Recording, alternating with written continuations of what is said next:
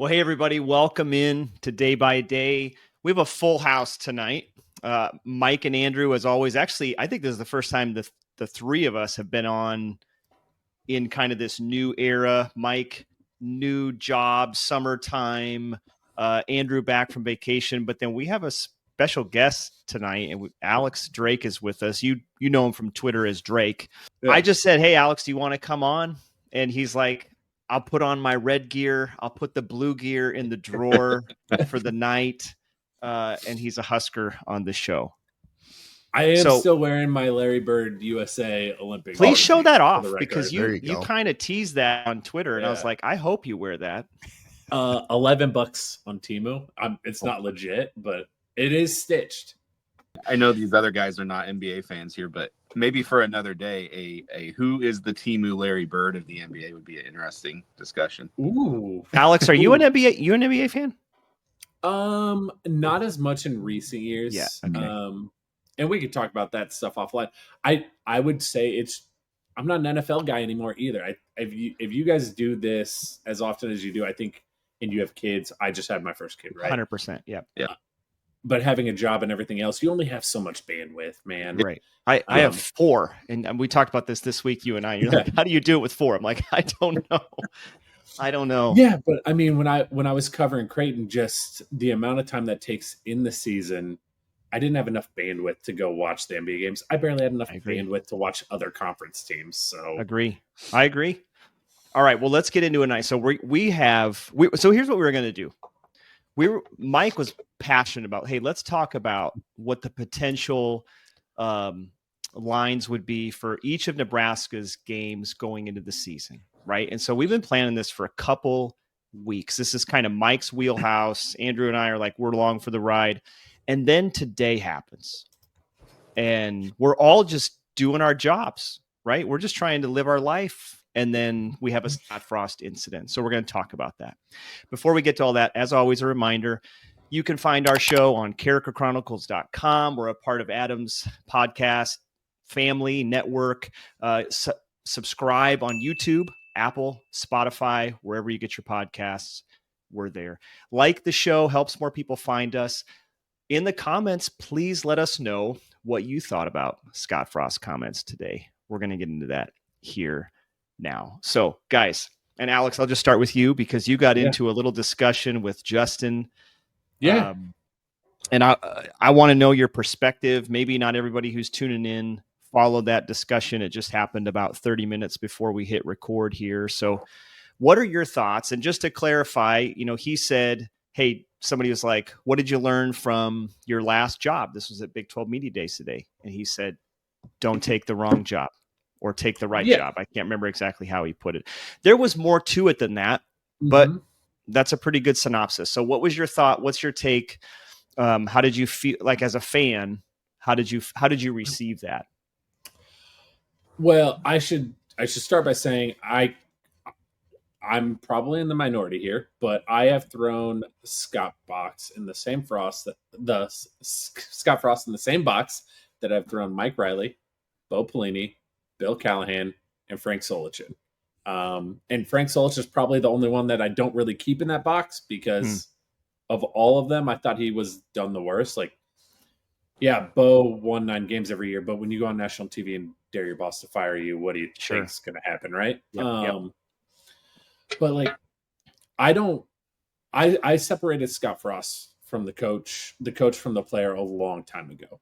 And for me, if Mike Riley would have said that today, Bill Callahan would have said that today, or even Bo Pelini, I would have said, okay, let's move on. And I don't think anybody would have talked about it at the end of the day.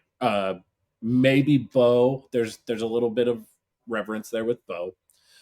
But at the bottom line, and we talked about this a little bit, I think as a fan base, we're hurt because he was our guy, right? Yep. He was a player.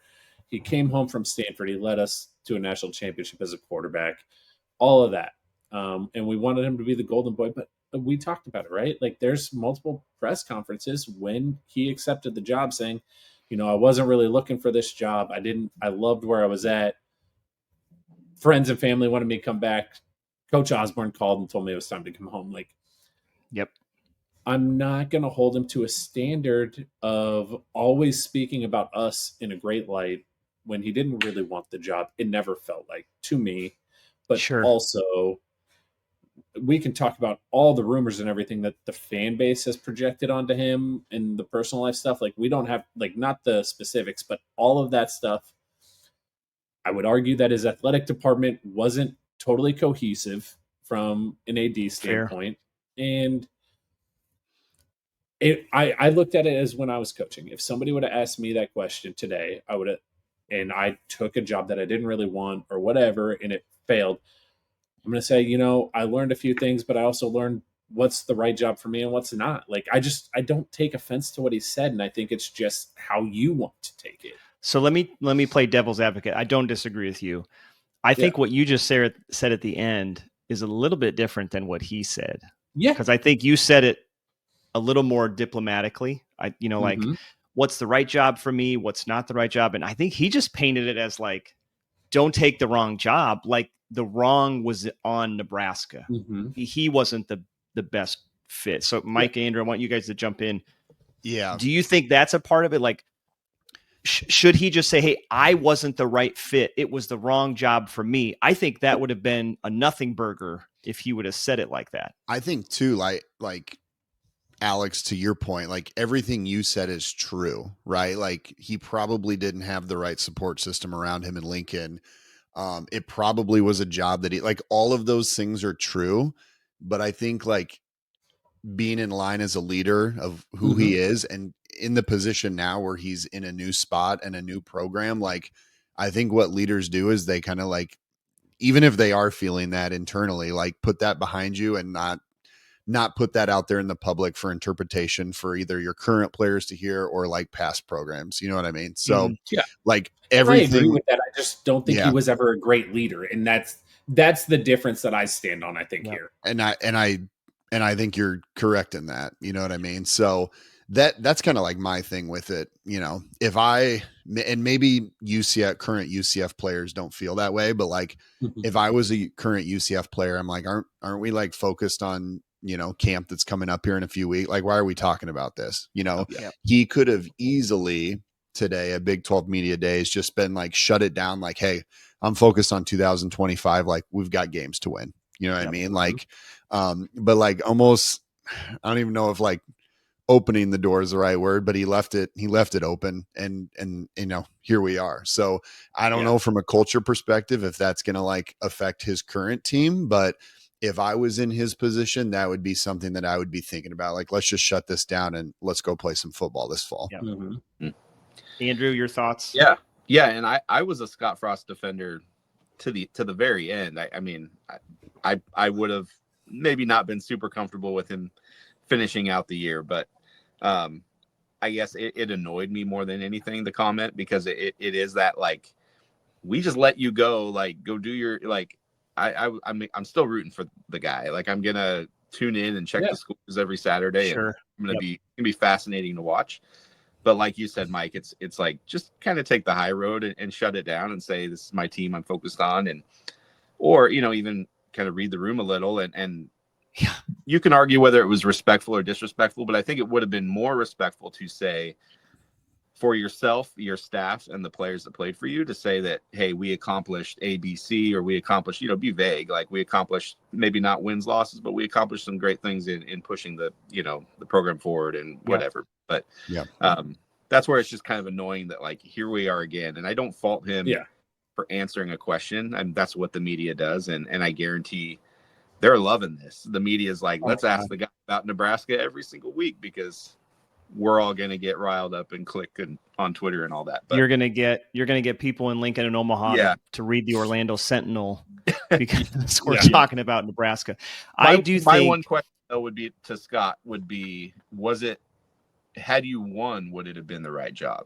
Like, are we just saying that now hindsight, man, after how it went, or, hey, I wonder in year 2 or 3, things were rough. Did he have that same thought? I mean, it's just, again, the nuance, it would be really interesting to understand, as well as maybe a perspective from one of his players, but I don't think they're going to throw him under the bus as they should not. So, I think like, here's what I'm reading right from your tweet not a tweet, a response to Justin. This is what I really liked. If you step back and look at the 30,000-foot view, you see someone who's admitting to a bad decision at the time, not accepting complete fault, and I accept this argument, but also a man speaking to his fan base of his current program. So I think he's just doing it in a really clumsy way. I don't think Scott Frost is the best communicator in the world. I don't think he would be in the top half of best communicators in college football. I think he's a really smart person. And I think you see that when he's been on the offensive coordinator side of things. As a communicator, I think he struggles. And so that's not me critiquing him as a human. I just think skills-wise, it puts him in a tough spot when he's on the spot in a press conference. We know that because we saw him come to Big Ten media days and he didn't say anything. Yeah. And he's like, well, I'm excited for the year. Forgot about that. What questions do you have? Yeah, that's what I wonder. Did he have a statement to say? Or? Right? And we have the meme now, right, from Moneyball. Why do we mention Nebraska? Because it gets clicks. Yeah. So like it gets engagement. For me, I think I need to clarify it, and hopefully Justin watches this. Like for me, it's not. I don't think he was respectful. I don't think he was. I think it was a nothing burger. I don't think he knew what he was doing. Is essentially what I'm getting at. And I think he's doesn't think ahead. And I think, like, man, just avoid all this by working on your PR skills a little bit and be prepared as the head coach of a program. Be prepared for these questions. And should have known that one was coming. What's the smart way? Yeah, that buyout that we paid him, he couldn't go get PR coaching. Right. Yeah. His agent from the NFL never told him to do that either. Like, so I think that's maybe where fans kind of could see this as like, oh, this guy's being an a-hole to us because, because I think some people may not see it as bad communicator. They see the intentions as being bad. And I don't think that's the case either, but I definitely understand why. That's what's really hard. I'm glad you brought that up, Andrew, because I think a lot of times on Twitter, like, I try to separate, and we've talked about this with like players on, like, I will critique someone's play. Did they run the right route? Did they take the right angle? Did they make the right decision? Did they blow off a sign? Whatever it is. But then, like, I want to be careful of, I really can't judge your intention because I don't know you. If I know you and I'm in conversation and constant, kind of friendship with you, like, I could probably get a pretty good idea of your intention, but I'm not friends with Scott Frost. Like, I don't know what his motivation is. Alex, he probably came unprepared and then it just came out, and he's probably not thinking I'm really going to put down my university. But to us, so for me as a kid who grew up in Nebraska, man, I was 13, 14 when they won in 97. Graduated from the university. I love this state. I love this university. Like, I've worked on the campus. I love Nebraska. So I'm going to feel that and just get my, like, you want to fight somebody, but I can't. I have to believe the best about him because I don't know him. Yeah.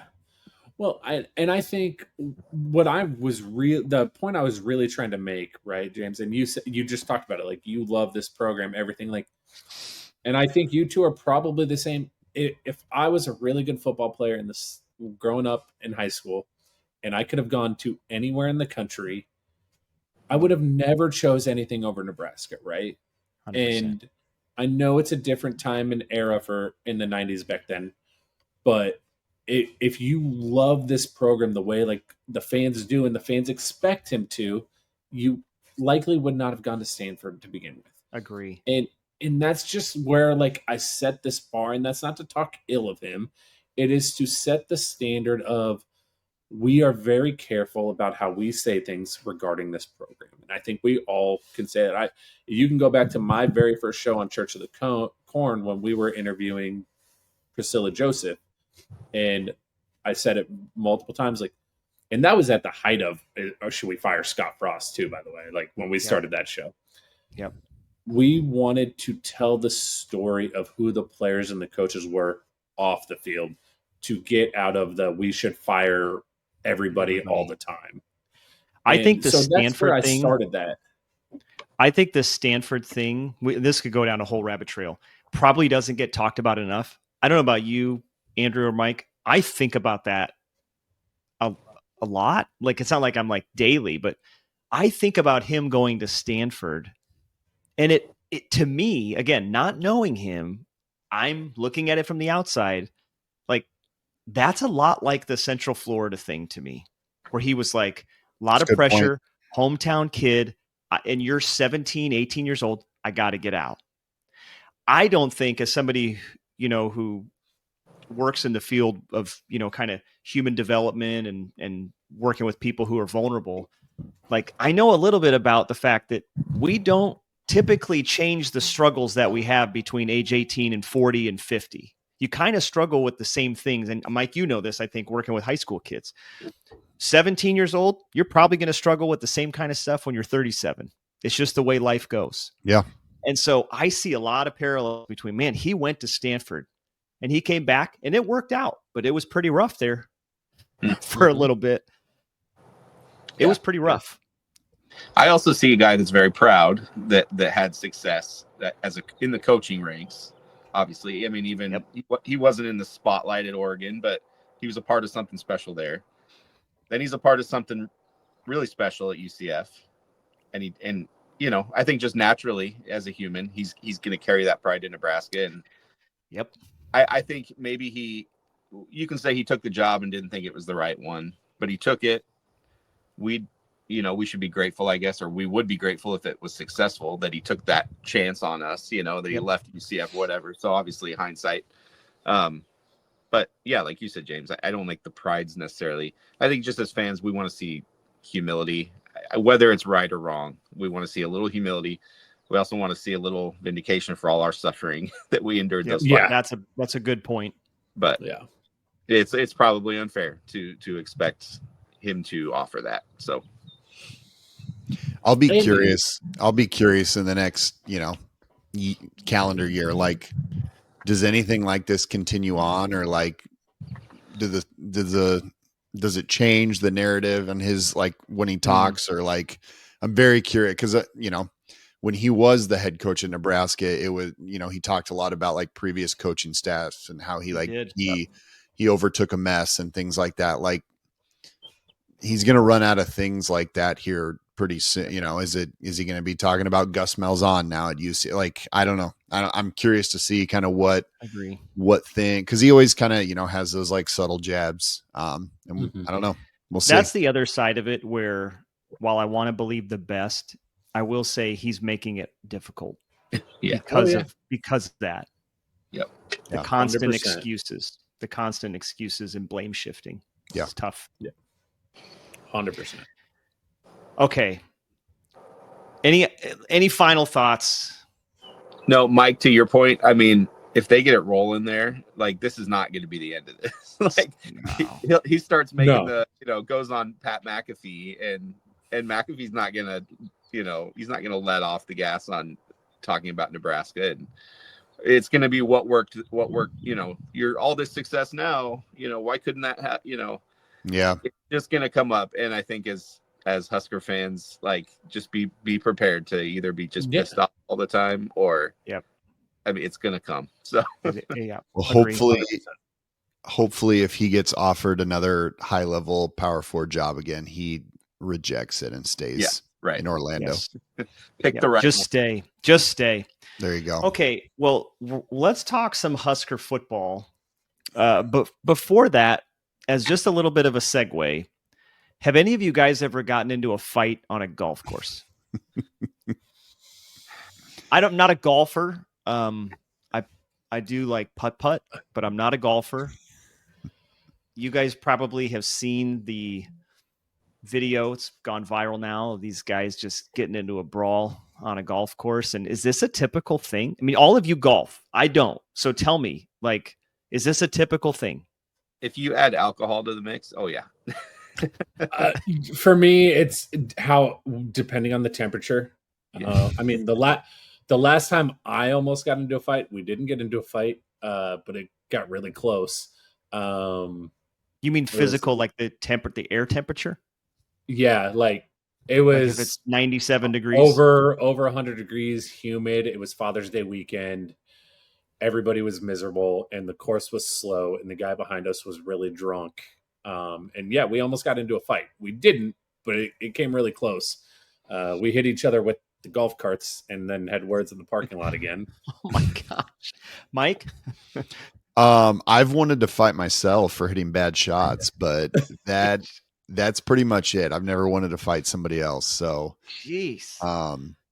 No, that's why I don't golf, guys. I just try to let my competitive, I just want to crush them, sure, on the course that way. But there you go. I should also mention my story was in Council Bluffs, so it was Iowa. Oh, okay. Yeah. It was Iowa. Okay. So don't golf in Iowa. Don't golf in what I would presume is Canada. These guys sounded Canadian. Yeah. It was nuclear golf or NUCLR golf on Twitter. You can go find it if you don't know what we're talking about. When he was holding him and yelling bang as he was, I was in actual tears. That like made my entire day when he's just like calling his shots as he's about to just smoke this guy in the face.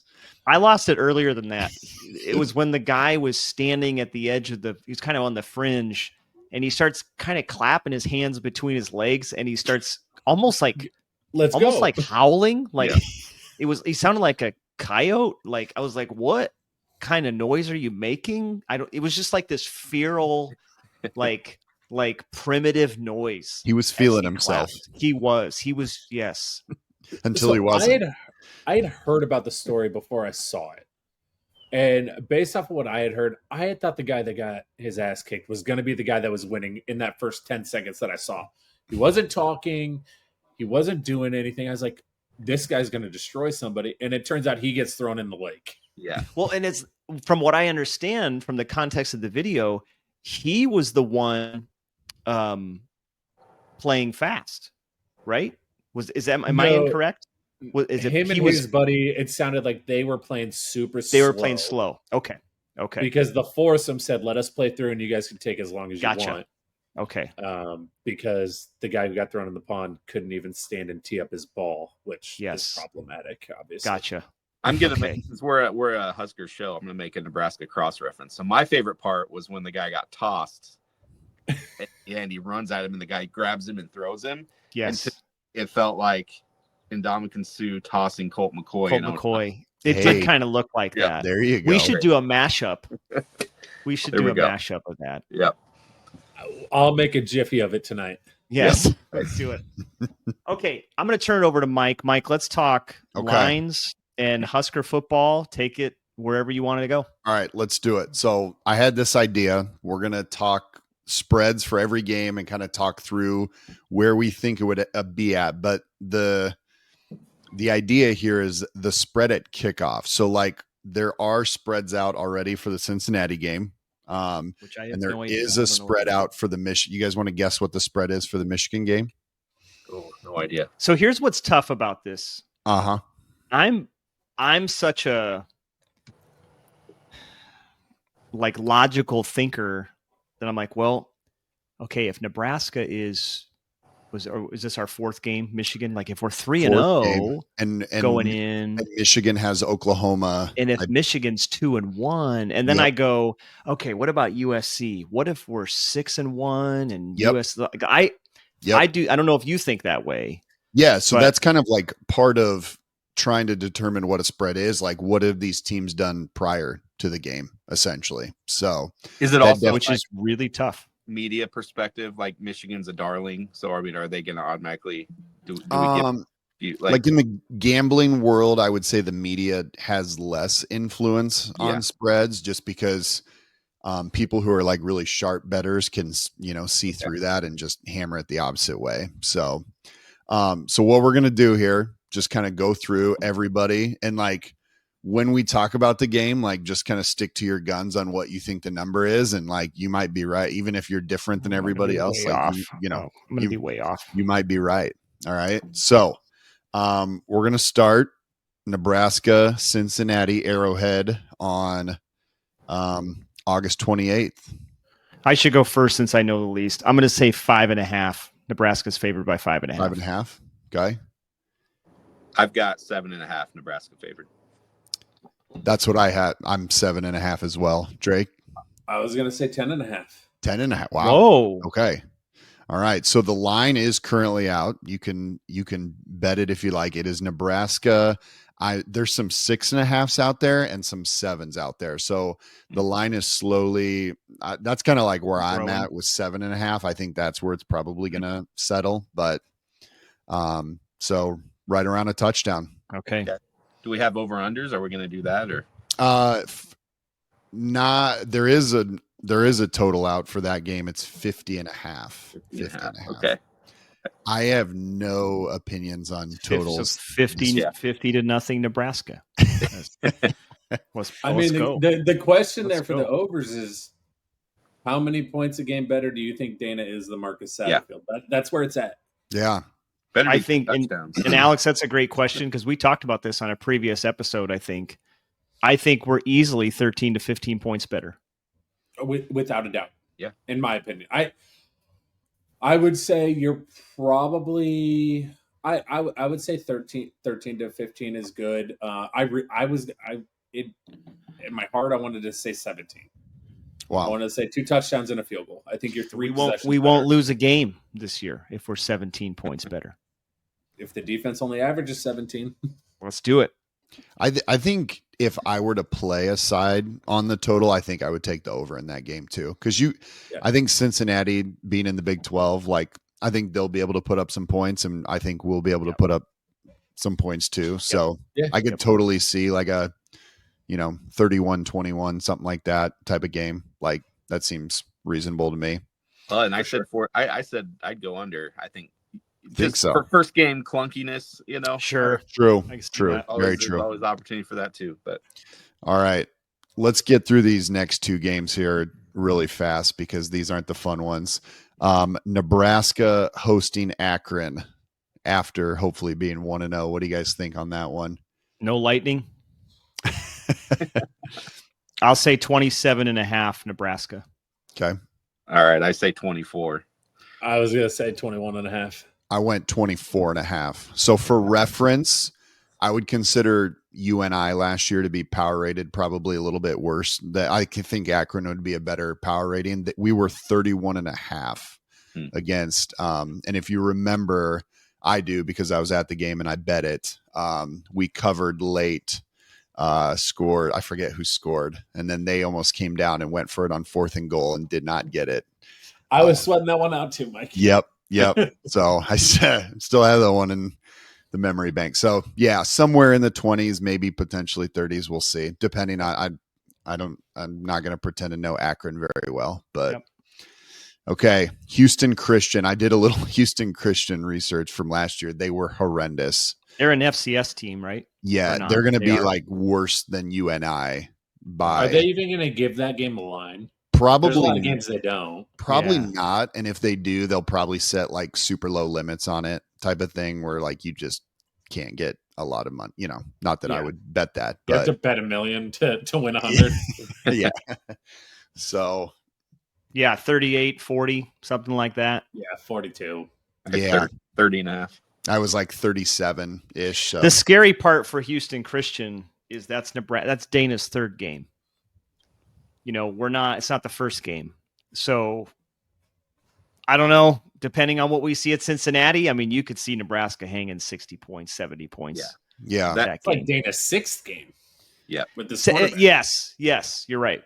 Yeah. That might be like we see TJ Lateef or something play quarterback. Let's get one of your 4 games. Yeah, let's get one of your 4 games in. Yep. I think the thing to think about, not that I'm going to be back in Houston Christian here, but we play Michigan the next week. So you could have like a look ahead situation where maybe we're going to beat Houston Christian, but maybe it's slightly closer than we anticipate. I don't know. So can I throw something in here, Mike, real quick? Yeah, go ahead. This was like, you and I talked about this early on in the year last year. This was my gripe. Not just as a bettor, but as a fan last year was like anytime you got up by 2 scores at halftime, you just shut it off. And as a team, don't do that. They did that against Colorado. Like, and those 2 games right there are games where you can't have that leading into right. Michigan. Right. Build your confidence, score points. Legitimate. Michigan something to think about. Yep. I mean, style points all year. We need it. Yep. If you really have those lofty goals you have. Yep. For sure. Yeah. All right. I think this one, in my opinion, is like the most fascinating spread of. There's a couple other games that I think are pretty fun to talk about, but Michigan comes to town week 4. Let's get one thing straight. Michigan doesn't even know who their quarterback is right now. Nope. It's July 8th. Yep. Last time I've heard, I think Bryce Underwood is the assumed quarterback. I know that. But 2 weeks ago, you and I talked about they just got a transfer the week before. Yeah, the East Carolina guy. Fresno State quarterback is in there. I think he had an injury though, so he's not like ready for spring ball. I think this personally, the way I look at this game, I think this comes down to whether Michigan beats Oklahoma or not. If they do, I think it's like, in my opinion, probably like Michigan -6. I think. Okay. I think if Michigan loses that game, which I kind of think they are going to do, I think it's going to be Michigan -3. It's like 3.5 right now, depending on what book you're looking at. So, you guys have any thoughts? Go ahead, James. No, I think if Michigan comes in off a loss, I think it's Nebraska +2.5. I mean, Nebraska -2.5. Oh, really? Okay. Yeah. If Nebraska takes care of business and Michigan has a loss coming in, I think you get a flip there at kickoff. That's fair because it's at home. Mm-hmm.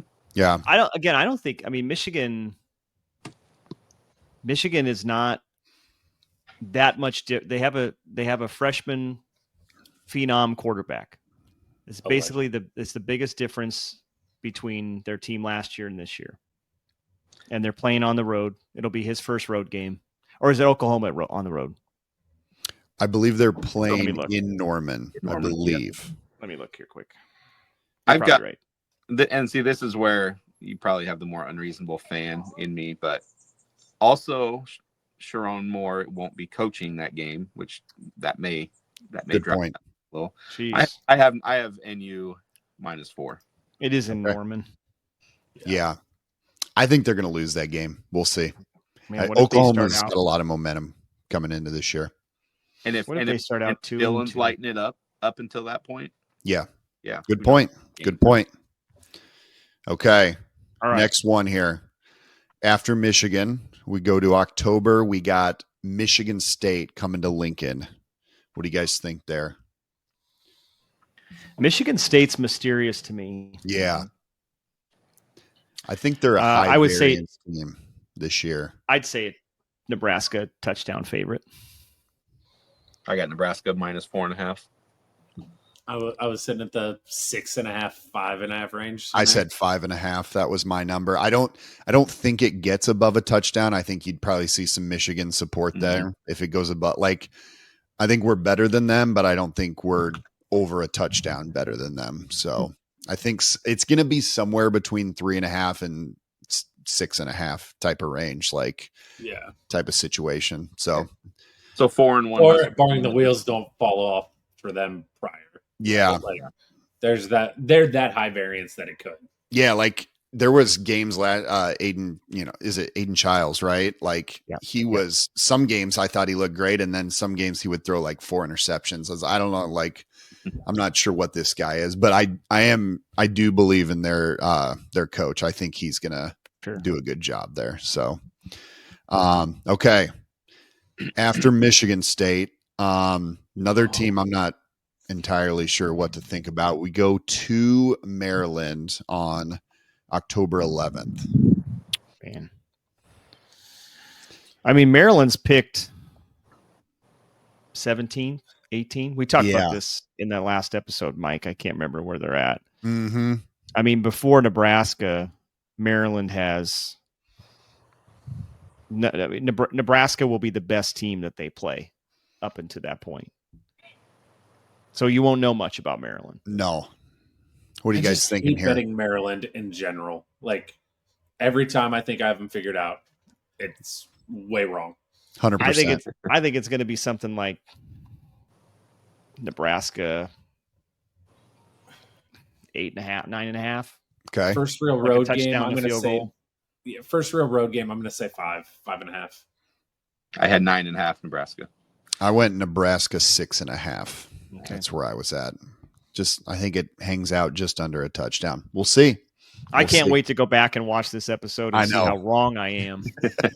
Every one of these games. Yep. Okay. This James is going to be the one who's right. This is probably my favorite game to talk about because I think we're all going to be vastly different on our predictions here. So after Maryland, we go to Minnesota on October 17th.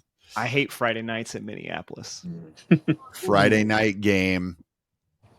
I still have nightmares about us going there 2 years ago.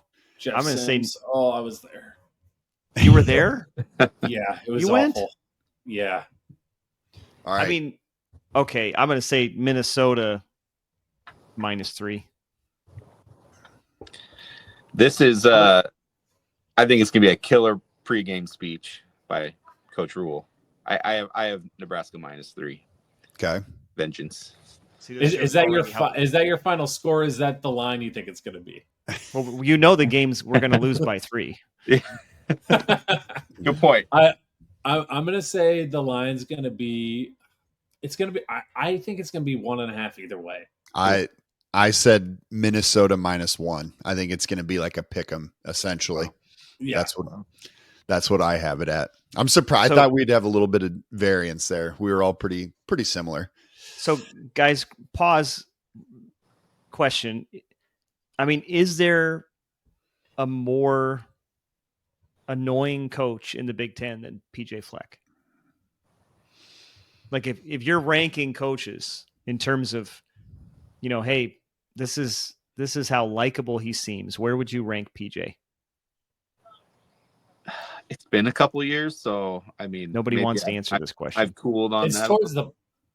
It's towards the bottom for me. Like I hate him, but I can't get over Lincoln Riley's brisket. What a terrible looking brisket. And Wisconsin. Yeah. I can't stand Fleck, or not Fleck. Yeah, Fickle. If you Fickle. brought that brisket to July 4th, I would be like, you can't stay. You have to go home. Just bring a bag of beef jerky instead. You're not allowed to be here. You would need a lot of barbecue sauce for that brisket. Okay, sorry. Keep going, Mike. All right. Keep going. All right. Okay. The things Fickle's been putting out. Yeah. Well, and his vest annoys me that he wears like the workout vest as he's coaching. Yep. Okay. So we play Friday night, Minnesota. So this will give us an extra day of rest. And we're at home against Northwestern on October 25th. Wow.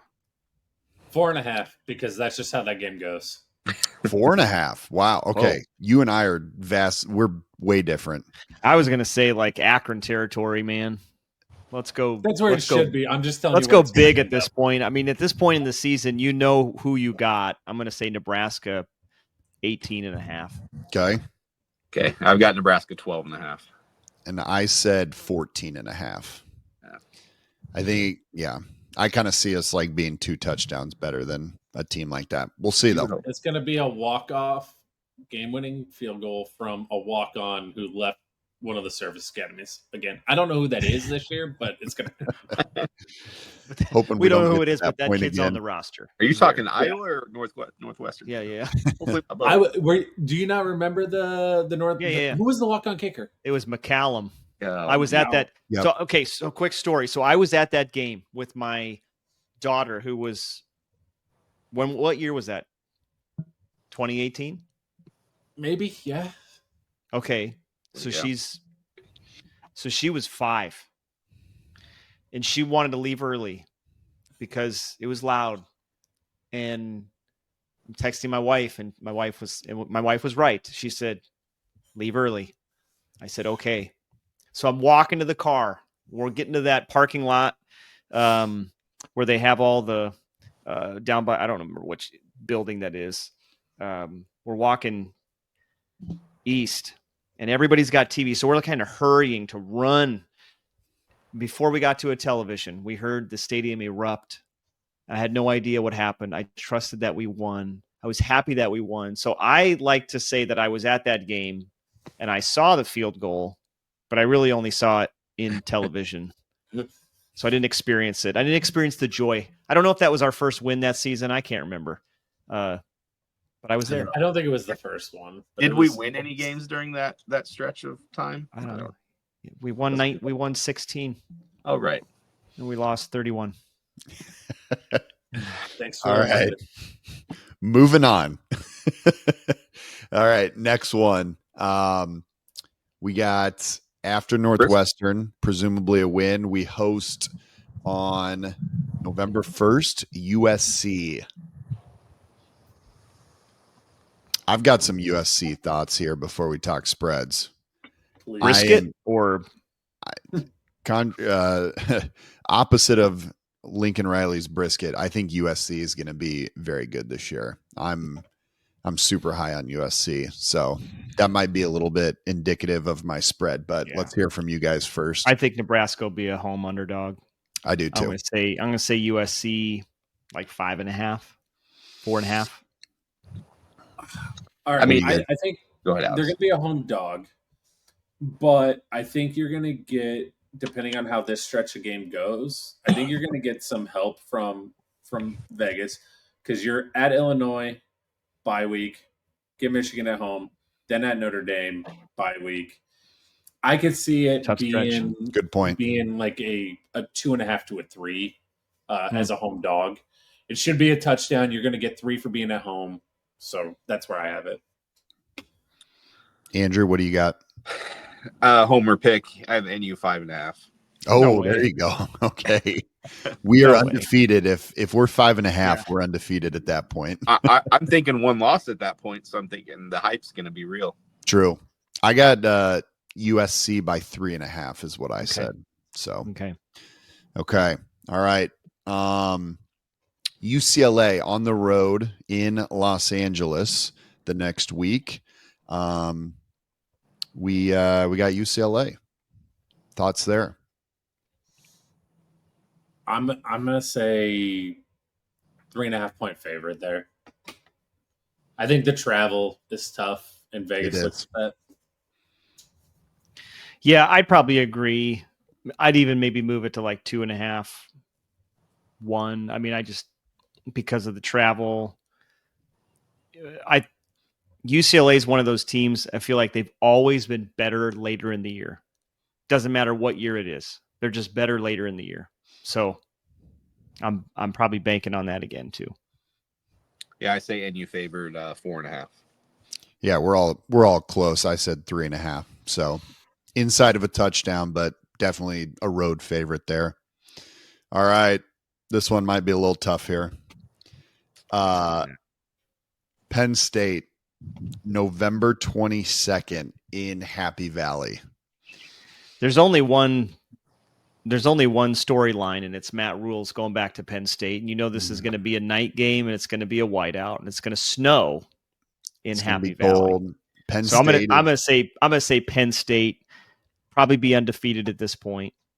According to Andrew, we'll have one loss. It'll be on whatever state. I don't even know what station we're on anymore. That'll be an NBC. I feel like we're on all of our CBS, 7 p.m. game. I say Penn State, like let's say Penn State like 13.5. So you think Penn State's getting through Oregon, likely a night game at Kinnick? I do. And Ohio State. They're gonna kill 100%. I'm low on Oregon. I think they're gonna kill Iowa. Yeah. Oh yeah, for sure. Yeah, that's fair. I'm just more looking at the even if they're not, Alex. I just think Penn State is good at home. Nebraska has not been good on the road, so I'd still put Penn State about a two touchdown favorite. I have it at 17.5, so I was just busting your balls. I've got it at 8.5. I said 14.5. So that's some people have Penn State power rated the number one team in the country this year. I don't think they're like a true number one team, like previous years where it's Georgia or, I don't think but I mean, they return two of the best running backs in the country. They've got an NFL prospect at quarterback. They have a top 5 offensive line in the country. So that's going to be a tough one. And you know what? Like, I don't think anyone realistically is thinking that we're going to win that game, but who knows? Keep it within the number. That might be a good game as far as I'm concerned. So, all right. I mean, as we'll probably get into our predictions here in the next month or so, but it's like in a game like that, you play solid special teams, you give yourself a chance, strange things happen. So 2 touchdown underdog. Okay, whatever. Yep. Don't make mistakes. Look at what we did at Columbus last year. I was just about to say, this could be that comp for this year to last. And if you have competent special teams in that game in Columbus, you win the game. If remember how that game started? Jeremiah Smith just walk in between 2 safeties for a touchdown. Yep. And officials that can spot a first down. Oh my gosh. Yeah, there's a lot that goes into that. But we did find a kicker. We did. Yep. All right. Last but certainly not least, Iowa Black Friday at home this year, but 11 a.m., which does not feel right to me, by the way, but I really liked this. I didn't think I'd like, the 6:30 Black Friday game last year. It was awesome. I loved it. It was awesome. I loved it. I thought it was fun. I wasn't there, but just watching it at home, I was like, this feels right to me. Yeah. If you're going to do a Black Friday game and you want to at least manufacture a rivalry or make it feel like one, don't play at 11 a.m. I've been to these 11 a.m. Black Friday games, and they're terrible. Yeah. I think that affects the line, I think. Yeah, but to your point, last year's game was like the most I've been into an Iowa game ever. Like, I've always felt like that was forced. And last year, Black Friday, I was ready to throw down. Like, I agree. It should be a night game. I've been at the last 2 Iowa games at home. So I was at the punt block one and the other one. Whatever happened. They're game-winning. It's always a game-winning field goal. Always. Yep. So in that spirit, I'm going to say Iowa 2.5. Okay. Even though Nebraska's at home, somehow, some way, Iowa will be favored because they'll be 8-3 or 9-2 going into this game. No, this year is different. It is. It is. And you 2.5. That's what I say. 2.5. I have Nebraska at 5.5. Oh, I think not only do they get the monkey off their back, they have some real confidence heading into this game. I hope you're right. For the first time in a long time, they're playing for something real on this day, other than a bowl game. There you go. Okay, I went Nebraska -1.5. I think it's wow. I think we're favored, but it's like based off past history. Like, no one wants to put a line way out there type of thing. Yeah. Just because they've, historically owned us. So, we'll see. So now, all right, now let's do the college football playoff that Nebraska will be in, first round at home. No, just kidding. It'll be that's fun right. to go back. Andrew, you got us probably like 10-2 walking into the Big 12. Big 12. Oh my gosh, Freudian slip today of all days. Big 10 title game. We'll get into that in another week. Don't have to do it now. But I already know you, and you're like, there's no reason we can't go undefeated. Yeah. And then that's what I love about you. I'll be crushed by mid-October. So I do want to ask you guys this question just to prime the pump. And maybe Alex, if you want to come back on in a few weeks, on a scale of 1 to 10, how optimistic are you that Nebraska gets to 9 wins or more?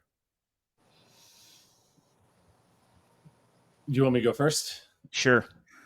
And if you want to give your rationale, go ahead. I'm going to say 8, which is the highest that I've felt in a long time. Okay. And my rationale simply lands with Dana Holgerson. You guys know me for years. My problem has been a lack of a competent passing attack through play design, and that is Dana's MO. And last year he showed you he could figure out how to use running backs the right way, both in the pass game and the run game. I feel like for the first time in a long time, the offense is going to have a chance to win a couple of games late, and they're going to pull it off. Okay. I would say a 5. I think I can't remember who I was talking about this with on Twitter, but I think our most likely outcome this year is 8-4. Like, I think that's going to happen 40 to 50% of the time. I feel better about 9-3 than I do 7-5. So I would say 8-4 with the potential to maybe go 9-3. So I'll say a 5, but I think we're an 8-4 team. That's just kind of where I have us at. All right. So I'm not that crazy. I was going to say 7, and I'm hanging that on the Matt Rule factor, on the Matt Rule, year 3 stuff. So sure. I think obviously a little skepticism comes in because the conference we're in and Nebraska, just we are who we are lately. So for sure. I asked the question, so I want to almost excuse myself from answering, but I'll answer. I think I'm probably at a 5 or 6. It's just going to take some lucky bounces. Things go our way. I like what you said, Alex, about Dana. To me, and I said this a couple of weeks ago with you, Mike, or maybe it was with you, Andrew. I can't remember. To me, Mike Eckler's the X factor. I think what he does on special teams. And again, I don't think he's concerned about, hey, let's play even. I think he's thinking, let's win some games for this team. We used to do that. Actually, when our special teams were great, they didn't need to win games for us. They just added bonus points, right? But can we be like Iowa sometimes in that, hey, this turns the tide, changes the game. For me, that's a huge part of this season. So if things go that way, then maybe I'm up to a 7 or 8 in terms of winning 9 games. Can we return a punt? Yeah, can we return? And not even for a touchdown, just return the punt. For 8 yards. If you're on kickoff, let the ball go out of bounds. Don't catch it and run out of bounds, right? Like the little things like that. So, that's for me, that's the difference between beating a Michigan with a true freshman quarterback. It's not going to be, can our defense play lights out? Because I'm not worried about a freshman quarterback going up and down the field. It's when you do stop them, can you flip the field because of special teams and then get points? So it's kind of where I'm at. Yeah. I think Dana's going to do this. I think the offense is going to be fine.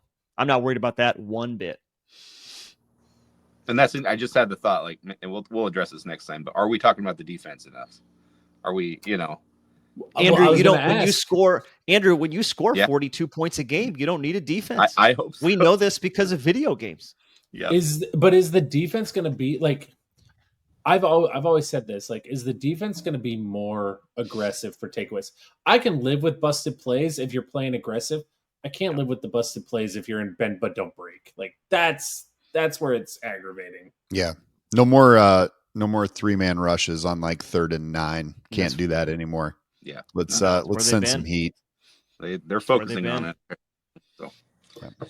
All right. Well, that should be a good teaser, I think, for the next few times. We're 50. What are we? 50 days from football? Yeah. I think it's 50, 51, Amazing. 52 days from football. I mean, we are so close. And I'm excited. So we're through July 4th. Let's just start football today. I'm ready. Let's go. Alex, I'm so glad you joined us, man. Dude, this was a blast. I appreciate you guys having me on. I'm fine with you coming back. I'll speak for these guys and just say I'm fine with you coming back. Maybe we'll have him back next time. So, all right. Well, everybody, thanks for listening and tuning in. We appreciate you all. Hope to see you next time, everybody. And as always, go Big Red.